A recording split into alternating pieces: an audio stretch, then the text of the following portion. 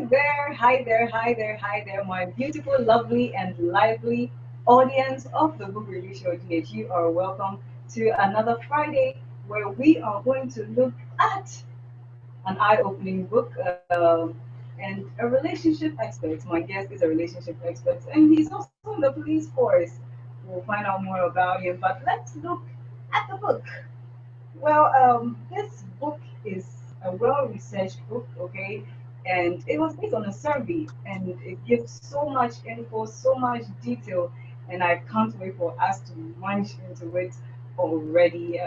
We apologize for the late start, how the internet can get over here, but thank God we are back. So the book's title for today is Sex Before Marriage, What It Does to Your Marriage and Your Relationship, written by Michael Yemoh. Well, he is a relationship expert, as I mentioned earlier. He's an author and a minister of the gospel who unites the teaching of God's word, prayer, biblical counseling, inspiration, and motivation to foster spiritual growth, revival, commitment, character, and deeper relationship in the body of Christ. He's already been on this platform, and we looked at his book, Date Right, Marry Right. We're going to see how that book went in a bit. But my guest for tonight is live and he's ready to join us. Good evening, Mr. Yemoh Michael. Yeah, good evening to everyone and Madam Carol. I'm Good to happy to see be you. on the show.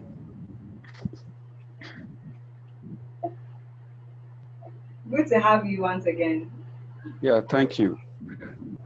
You're welcome. Well, before we go into the book, how well did Date Right, Marry Right go, or how is it going since you came on the last? Yeah, yeah, that right, my right, really went well.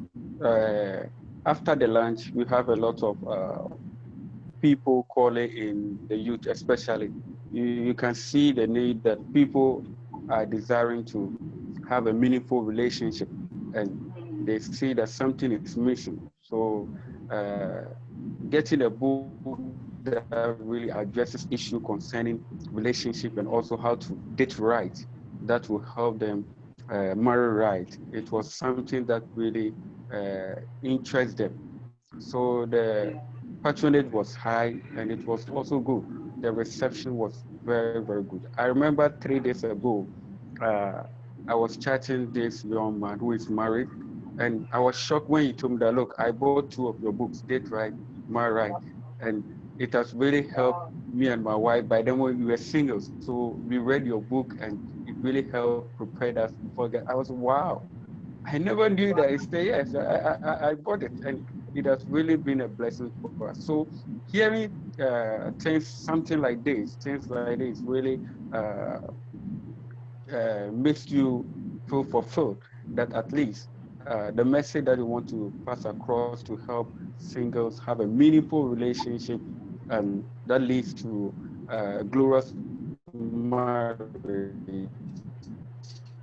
At least you are also making that impact. This and other testimonies have come from singles and married couples with the Date Right, Marry Right. So it has been positive to the glory of God. Wow, wow. That's a good testimony or a testimonial about your book. Now, tonight you are here because of sex before marriage, what it does to your marriage and relationship. Now, is this a follow-up to Date Right, Marry Right? What led you to writing this book? Was it out of a presentation you gave during a seminar, or what led to the birth of this book? Yeah.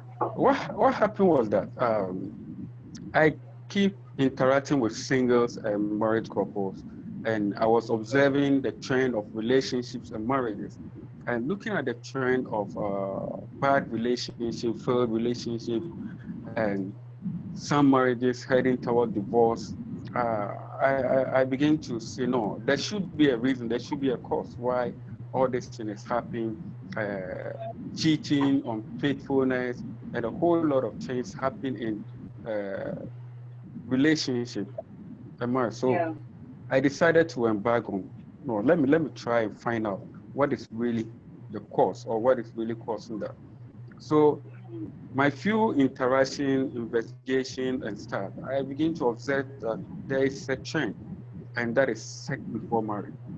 But the moment the couples expose themselves to sex before marriage with that same partner before getting married, or multiple partners before getting married, they begin to experience certain kind of consequences that is affecting their marriages. And also those who are also in a relationship, they begin to have some kind of unstable relationship and a whole lot of things, trust issue, and many questions, many things start coming up. So I said, no, this thing need to be addressed, because in this dispensation, the Christians folks especially, they know that, yeah, sex before marriage is wrong. And no, if it's wrong, then it's wrong like stealing or lying. So the only thing you do when you steal or lie is to then go to God and ask for forgiveness. So if they engage in sex before marriage, what they should do is to just pray, ask God for forgiveness, and now continue. But I saw that that alone is not enough, because if God is to tell singles to abstain from sex before marriage, there is a reason, just like he told Adam and Eve not to eat Yeah. the tree in the garden of Eden. Yeah. And he told them that, look, the day that you eat it, this is what is going to happen to you. But Adam and Eve disobeyed God. They ate it. But after eating, God forgave them their sins, all right. He forgave them, but they have to live the consequences. So the same way, sex before marriage, God will forgive you, all right. As a Christian, you pray and ask Him, He will forgive you. But the consequences is there. You have sowed a seed, and that seed is definitely going to germinate. So this was the concept that really drove me, because many singles, Christian folks don't really know that beside God forgiving them their sins, they are still going to what? Reap the seed that they have sown in engaging in sex before marriage. But the moment they are educated or they are enlightened about that, that alone will let them know that, no, even though God will forgive me, I'm still going to live with the consequences. Hmm. Wow, wow. Thank you so much. In case you just tuned in, we are looking at Michael Yemoh's book, Sex Before Marriage, What It Does to Your Marriage and Relationship. Maybe you are caught up in a dilemma where you are confused as to whether you should keep engaging in premarital sex, or you are even married and this thing is worrying you. Well, this is the book for you, written by Michael Yemoh. And you can join us. We are live on Facebook. You can join us. Send us a comment. If you want to remain anonymous, you can do so. Send a text 0231 151615. That's 0231 151615. Now, Mr. Yemoh, let's look at the book. The book has 7 chapters. Let me read real quickly. It says chapter 1 is let's talk about sex. Chapter 2, sex is not love. Chapter 3, sex before marriage. Chapter 4, Christians and cohabitation. Chapter 5, negative ramifications of sex before marriage. Chapter 6, what is next if you have engaged in premarital sex. And chapter 7, the way forward. And I add my own appendix. That's where you can find all the references. So now, looking at this book, I see how you, you started from, what sex is and everything, so on and so forth. But um, let's look at the whole concept of sex before marriage. Okay, what is it? Okay, what is sex before marriage? Because many people, I've had guests come on board, and we've looked at people thinking, okay, they are not intimate enough, so it is not categorized as sex. Can you please draw the line? You are the expert. Let's look at what exactly sex before marriage is. Yeah. So basically, sex before marriage is, let's say, sex, having a sexual relation with an opposite sex, and the before marriage means that being in a sexual relation with someone you are not legally married to, and it's a relationship. A sexual relationship is not recognized by God or the state. So even though you may be in a relationship with someone that, oh, you are planning to get married, as soon as you get into intimacy with that person sexually, then it is sex before marriage. And with the intimate, we have a lot of sexual stuff. Someone may say oral sex and a whole lot. They are all part of it. So anything that is sexually, any sexual activity that you engage in when you are not married, then you are engaging in sex before marriage, either with the person that you are dating, your fiancé, or someone that you are planning to get married to, or someone that Okay. you are not even planning to get married to.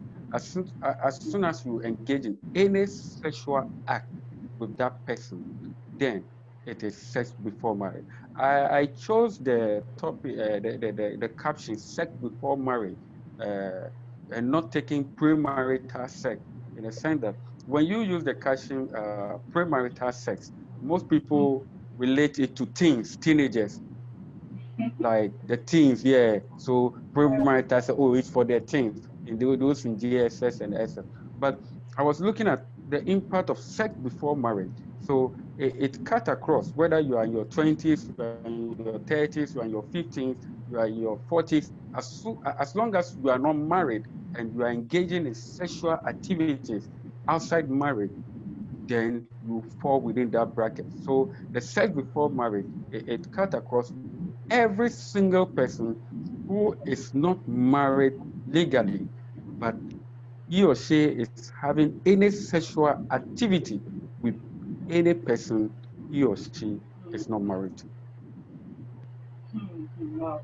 Well, that's interesting. Now, let's look at the whole sex before marriage concept. It looks like, and I think I've even raised this among some of my previous guests on the show, in which they address the same topic in their book, but not as you have. They've majored on other areas. But let's look at the whole concept of sex before marriage. It's like it's become a cliche, okay? That now I know that young people hardly are able to talk about this and hide, or I mean come out boldly and say that no, I'm not engaging in sex before marriage.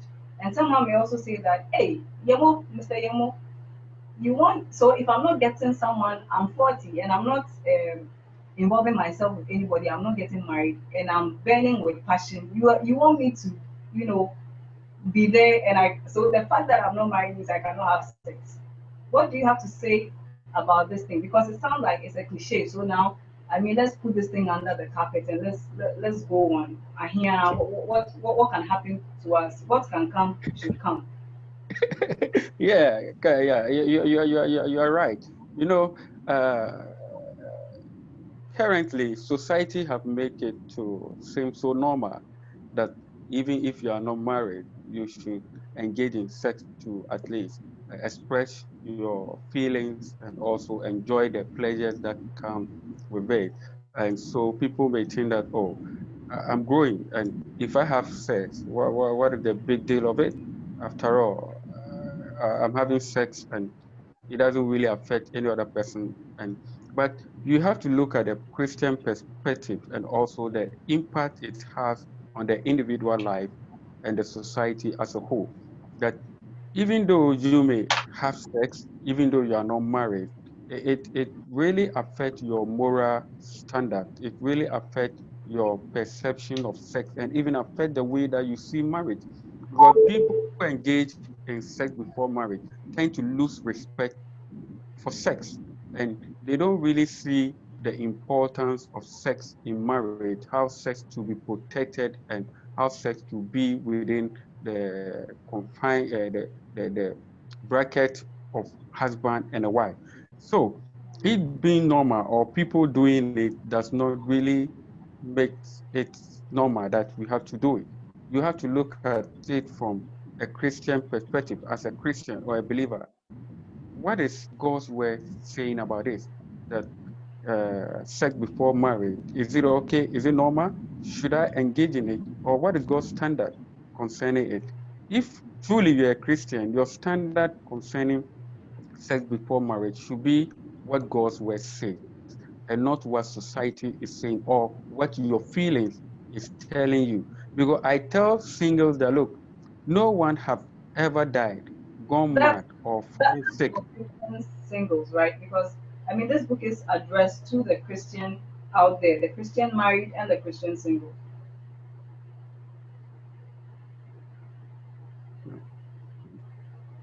Exactly.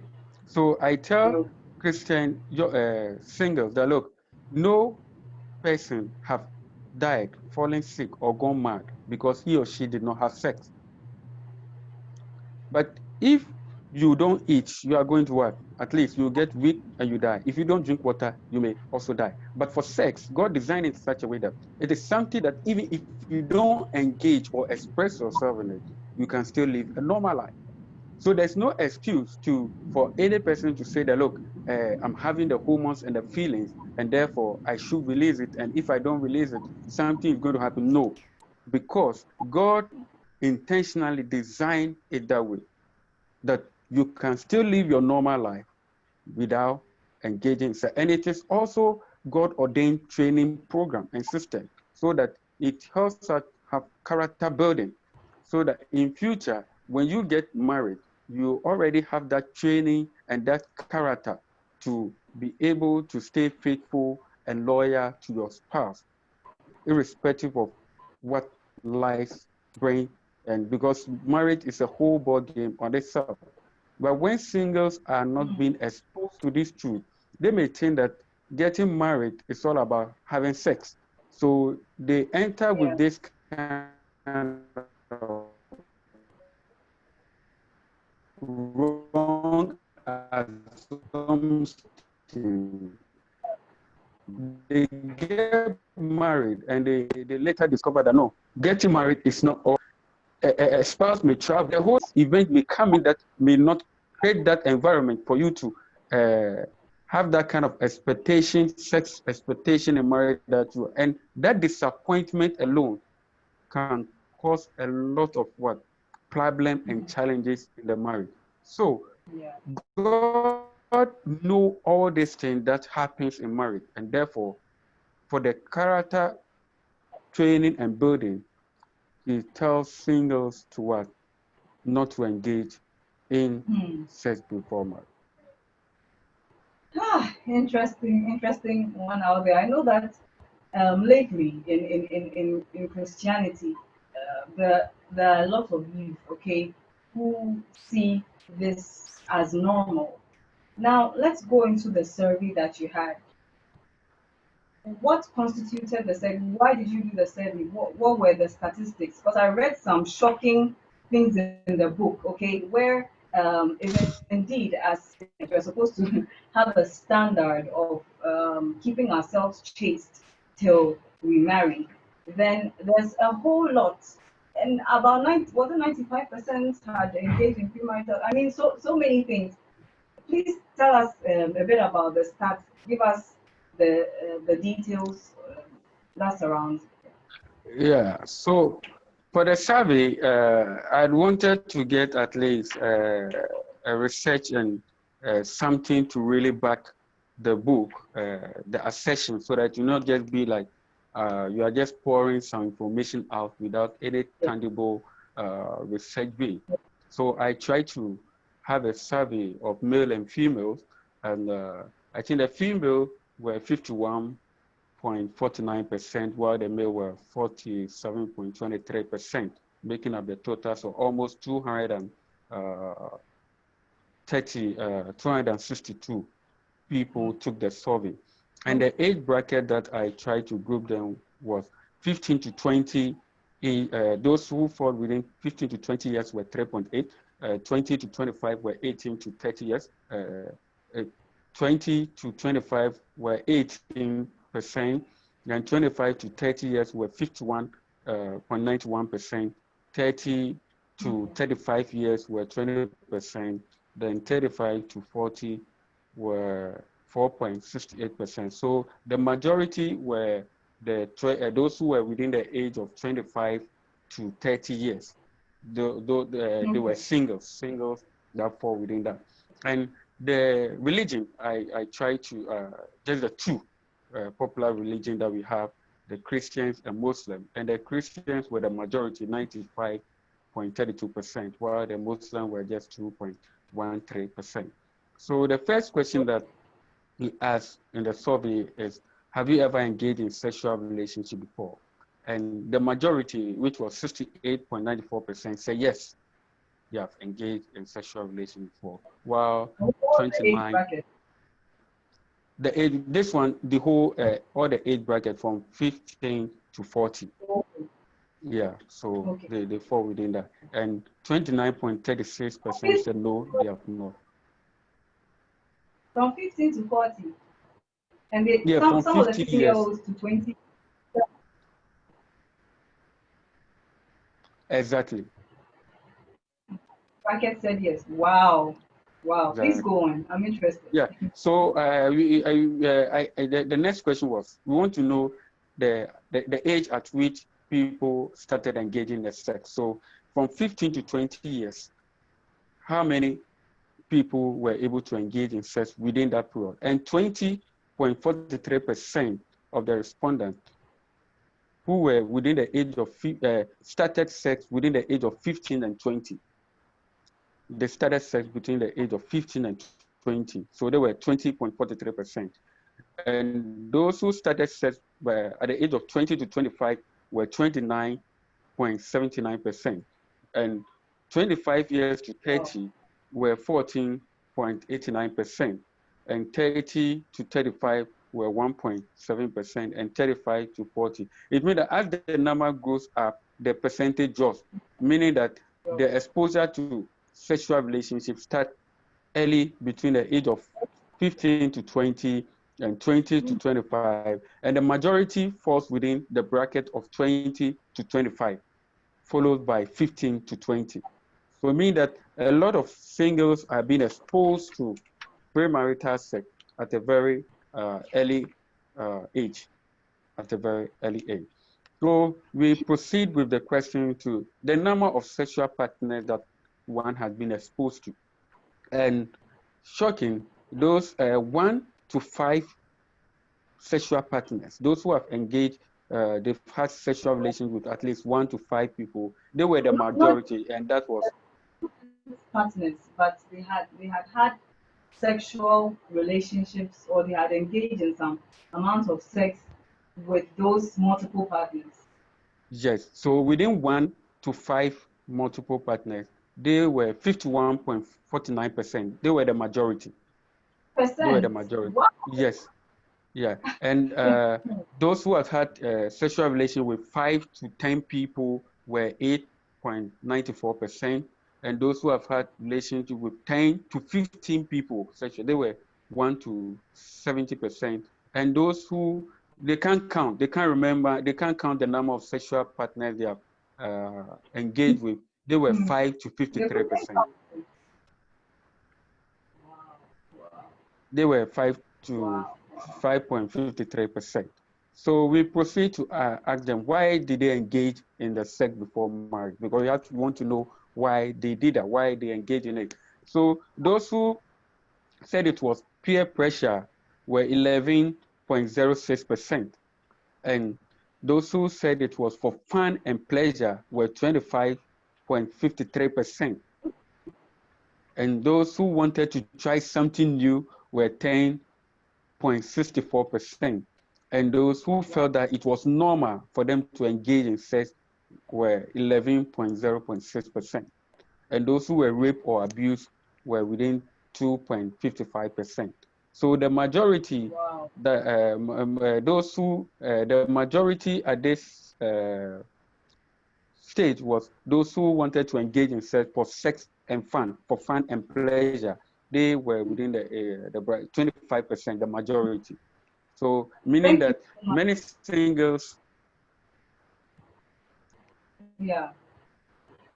Yeah. I was yeah, going to say that looking at the stats of those who wanted to do it for fun, where is this culture coming from? Okay, where at first we could do what we had to do with all these things were in secret. Chastity was applauded, and now uh, when someone is being chased, it is the person is rather being attacked, and people say, if Exactly. I have sex, if I don't have sex, what is it? What's your business about it? Where from this culture? Is it from the media?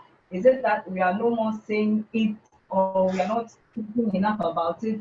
Globalization. I mean, where from this canker that's springing up that even little children are engaging in this thing rampantly?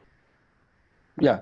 So there are a lot of factors. You rightly said the media plays an important role because currently we have a lot of people who call themselves celebrities who come out with a whole lot of lifestyle portraying on the media about their sexual behavior and things, making it normal. So seeing someone, a teenager, who is looking at this celebrity, so in quote, living this kind of shameful lifestyle, he or she admires the person and say, oh, if this person is doing it, society is okay with it, and it's fun. Look at everybody is happy, and nobody is saying anything wrong with this behavior or lifestyle. I think I can also do the same. And also the church. I personally feel that the church is not really doing much because this time some church leaders think that look, they are already doing it, so you can't really do anything. They are teenagers, they are doing it, so you can't talk about it. And some, Actually, which where from this finding? Because if as a Christian or as a Christian leader, you give me that answer that they are already doing it, so we should leave them. Then where lies the standard? Where lies the scripture? Then that person isn't a true Christian leader because we don't have to give up the fight. yeah. So some it also boils to the moral authority because if you Mm, as a Christian leader you've been engaging in such practice before you got married and you are married and you don't really have that moral authority to be talking to singles who are in the same bracket. So something that you've done before or you did it or you are doing it, you don't really have the moral authority to educate or advise others not to do the same. So that alone, it really hinder some Christian leaders to boldly talk about this issue because they feel that, look, I yeah, don't have the moral authority because this is something that I was doing before I even got married, or I'm not even married, but I'm doing it. So why should I even dare yeah, talk about it? I get me. So that moral authority is not there.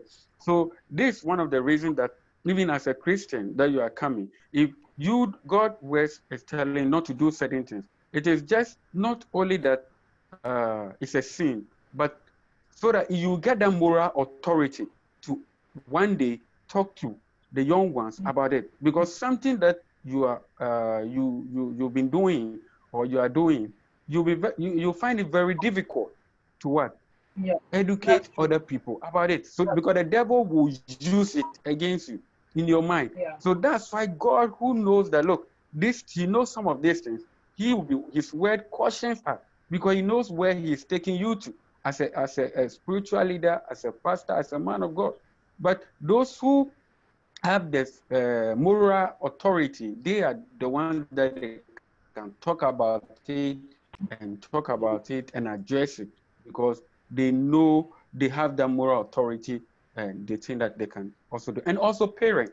A lot of parents don't really have any kind of discussion with their children about their sexual life and the consequences and whatever. They think that, oh, they are children, they don't really know anything. But this time, there's nothing like these are kids, they don't know anything. Because when they go to yeah, school, they meet kids or children from different background. They go to senior high school, they go to junior high school, whatever. They meet children from different background and they learn things from them. So you'll be surprised that most of singles, people who engage in self-performance, some of them learning from JSS, others when they went to boarding house, yeah, when they left home to school, by the time they came home.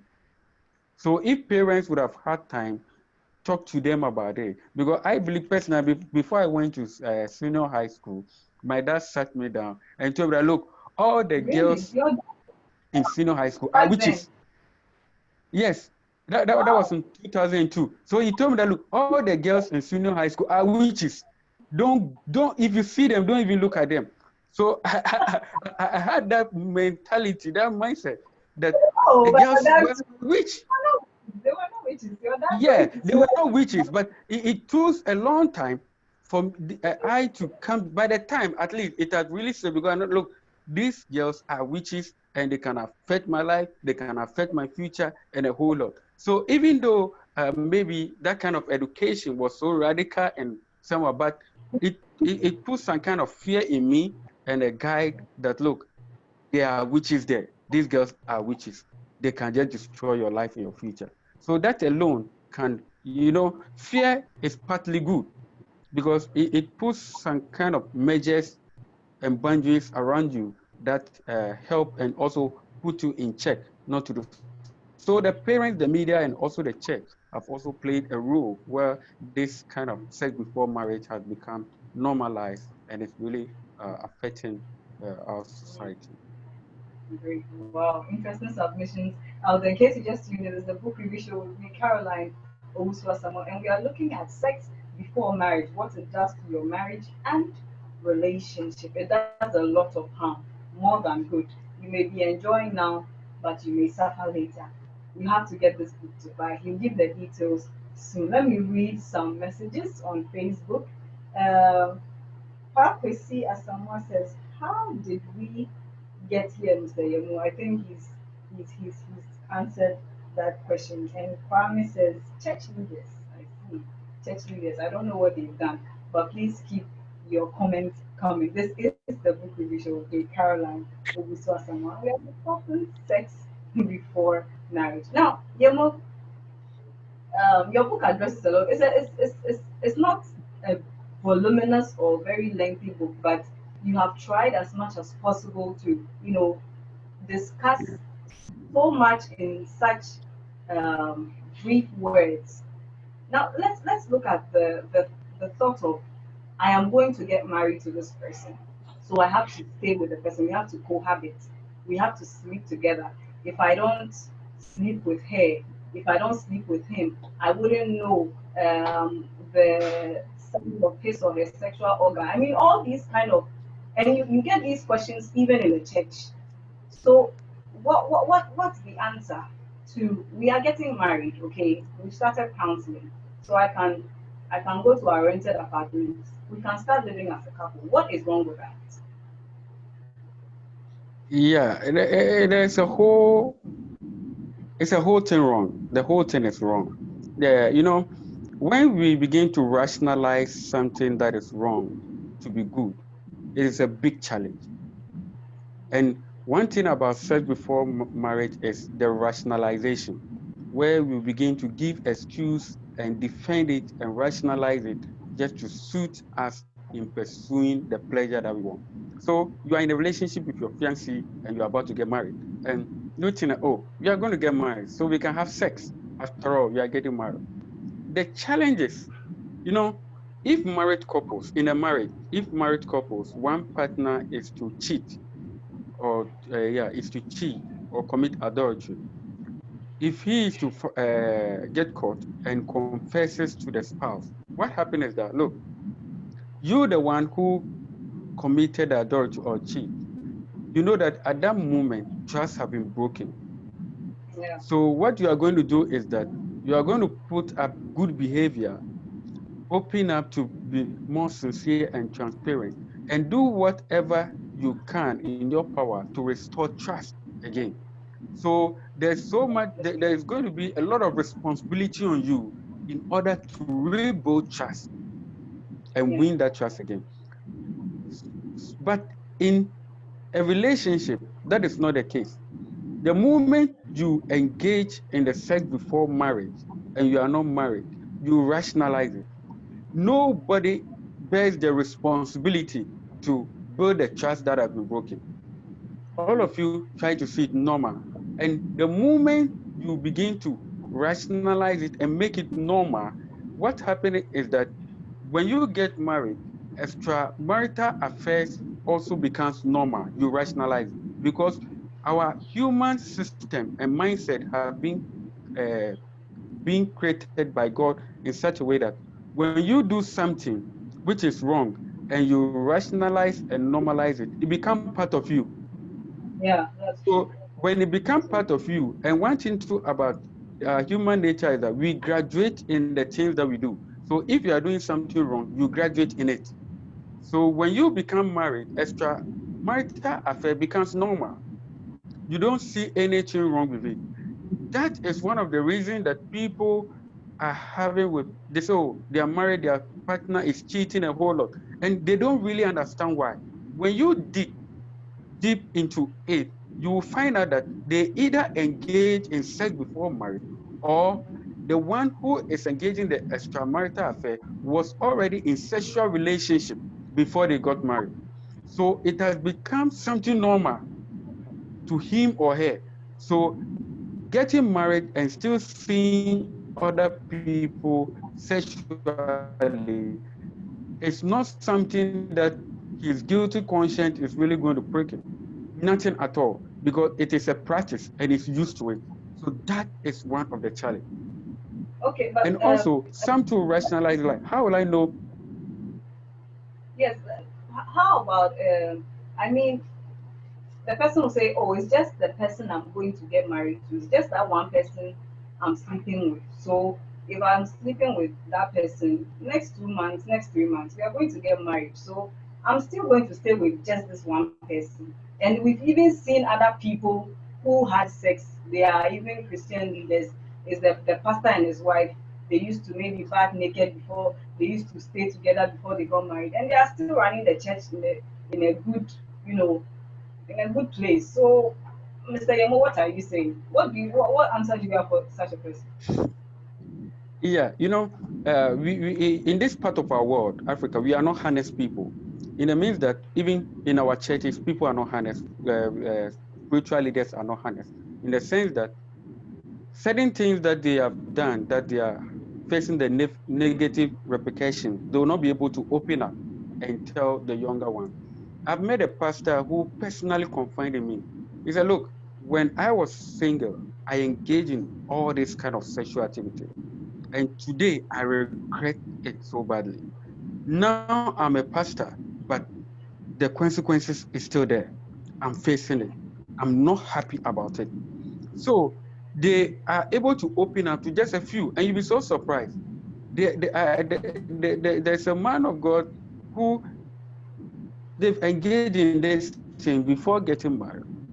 Now, in the process of their sexual life, he was demanding for Mm-hmm. certain things from the wife, and the wife said, "Ah, what kind of this thing is that?"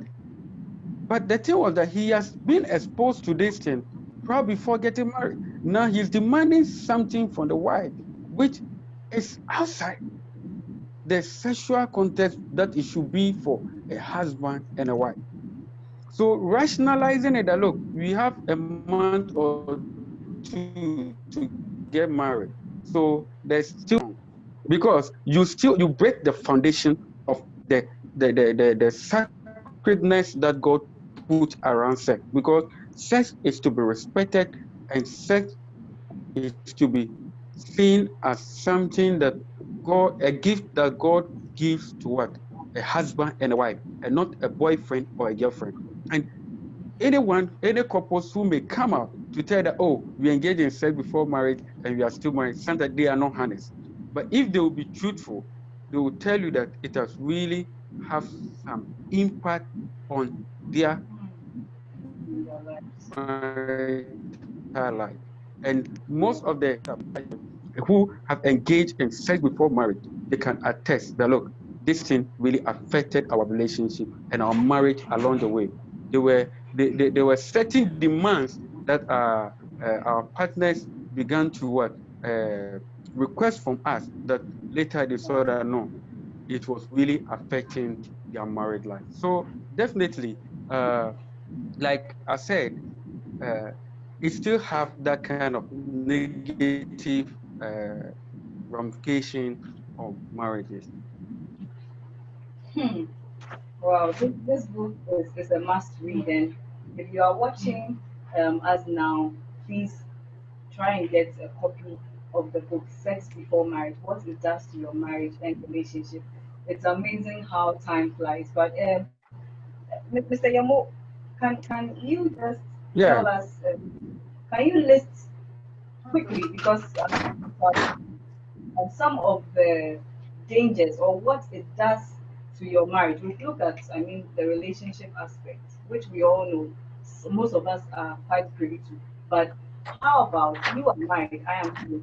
But the people that you've surveyed and spoken to over the years in your expertise, what can you yeah. list maybe five things, five problems that are associated with sex before marriage? Yeah, one of the problems that I discovered was the trust issue. It breaks trust. And you know, when you engage yourself to sex before marriage, what happens is that you begin to lose trust in yourself. And anyone who have engaged in sex before marriage will they find it difficult in trusting their partner to stay faithful and loyal to them when they get married. Because personally, you can't trust yourself anymore because Yeah. you've just broken that trust capacity that you think that you should have. So in most cases, when they get married, they are always suspecting their partners because they can't trust themselves. And the next thing too is True. that it breaks trust within the couples.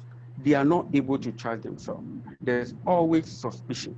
So anytime you meet couples who are having trust issues, you should dig down and you will know that either they engage in sex before marriage or one partner was engaging in sex before marriage before they got married. So the trust issue is fundamental. And also to the next thing is that it normalizes extramarital affair. Because the moment you are exposed to what? Multiple people, multiple sexual encounters, when you get married, you are going to really find it difficult being satisfied with only one partner because you've exposed to yourself to multiple partners, different shapes, Yeah. different color, different sexual experiences because everybody and how he or she expresses himself or herself during sex. So imagine you've had sexual relations with about 5 or 10 people with different sexual exposure. Definitely, when you get married, your spouse may not fall within some of those sexual exposures that you were really enjoying, and that alone is going to make you think that no, I'm not satisfied in my sexual life with my spouse. So that temptation is going to come for what extramarital affair. So these things are some of the few basic challenges that people who have engaged in sexual sex before marriage they normally Right. faces. The, the ability to some cannot even understand, they can't accept it that he or she is just going to be with just one single person. They can't just take it It's like because they're all exposed the to time. a lot of sexual uh, yeah. Wow, wow, interesting, interesting submission. I wish we could go on and on and on and on because gradually we are not talking about this topic. Gradually, this topic is dying down in our society, and as you Yeah. said, it's becoming normalized. But it's about time we, go back. We don't remove the ancient landmarks and put them in the right place. But Mr. Yemo, before you leave, you take leave of us. Has the book been launched? How much does it go for? Where can we get it to buy? I know that it even addresses abortion. It addresses, I mean, so many Yeah. things. So please tell us these details. Has it been launched? When was it launched? If not, how can we get a copy? Because people are dying to get a copy. Yeah. To be honest, I've not launched the book, even though I released it last year, October, and started the pre-sales and selling it, but I've not really launched it officially.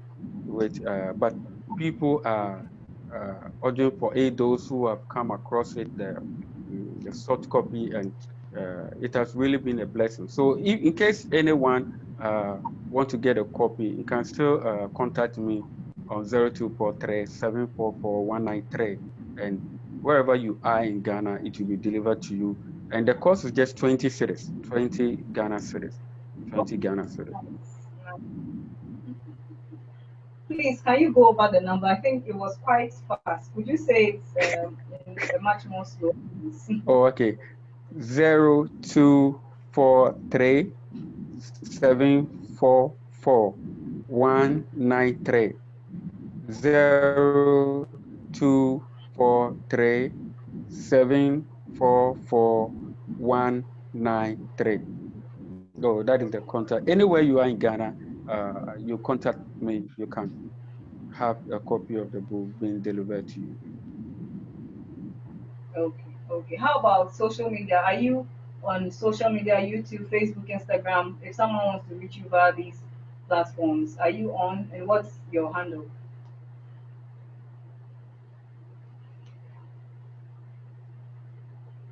Yeah, so my handle on social, on Twitter, Michael Yemoh, at Michael Yemoh.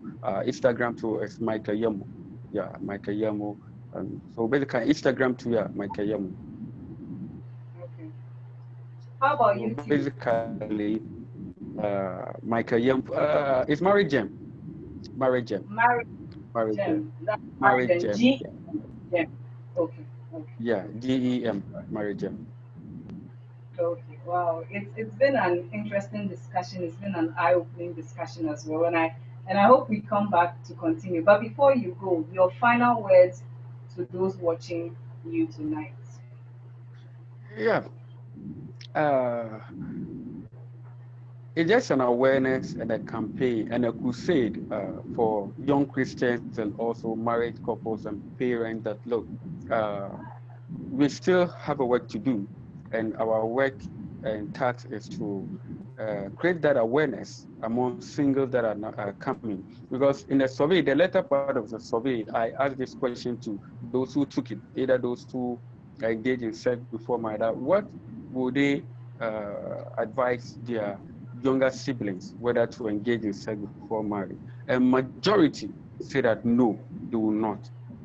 They will not. Even those who have engaged in sex before and said they will never encourage their younger siblings to engage in it. So it clearly tells that even those who have engaged in it and they are married, they've seen the negative effect that it has had on their personal spiritual life, their relationship. Yeah. Some relationship never went on well because the dating couples exposed themselves to sex before marriage. There were many beautiful relationships, but as soon as sex comes in, the relationship changes. The other time, one lady called me, was crying. She said she doesn't know what to do. She's doing everything, but it seems like the relationship's not working. As I dig deeper, only to discover that she's cohabitation with the guy, giving him free sex, doing everything like a wife. I said, look, you want this guy to marry you, and you are doing everything that a wife should We are do. And yes, and the guy is not showing any interest of marriage. You get pregnant and you abort. And the guy is not. And I said, look, you are the cause. And surprisingly, she's a Christian. But it seems normal to her. I said, look, even God is not in this relationship because a sexual relationship does not glorify God. So God is even absent. So if you pray and pray, God cannot come in because you are engaging in sex before marriage, you are committing abortion, and you want to have a meaningful marriage. It doesn't work that way.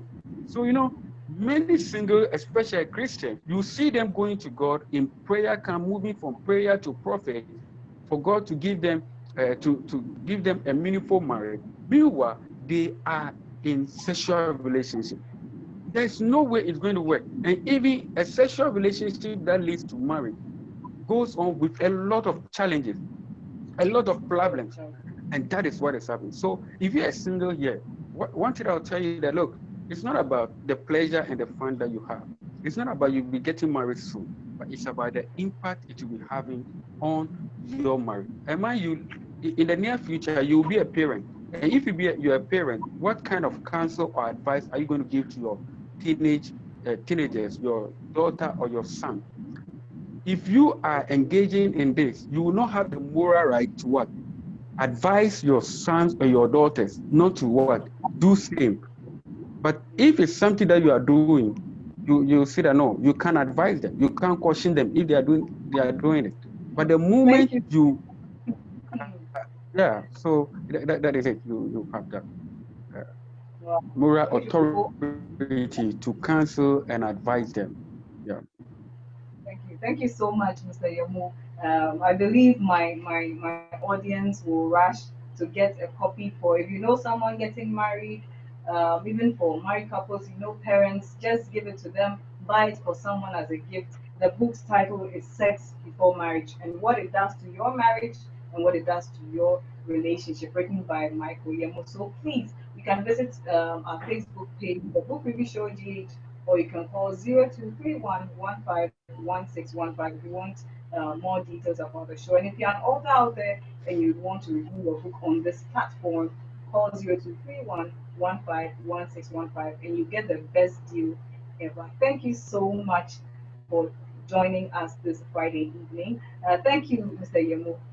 Thank you for coming. Thanks so much, Carol. Thanks so much for You're having our viewers too. sure. So tune in same time next week with the book review show with me, Caroline Owusu Asamoah, brought to you by GCOM Multimedia and Tribal Mark Productions. See you same time next week. It's bye from me. Bye.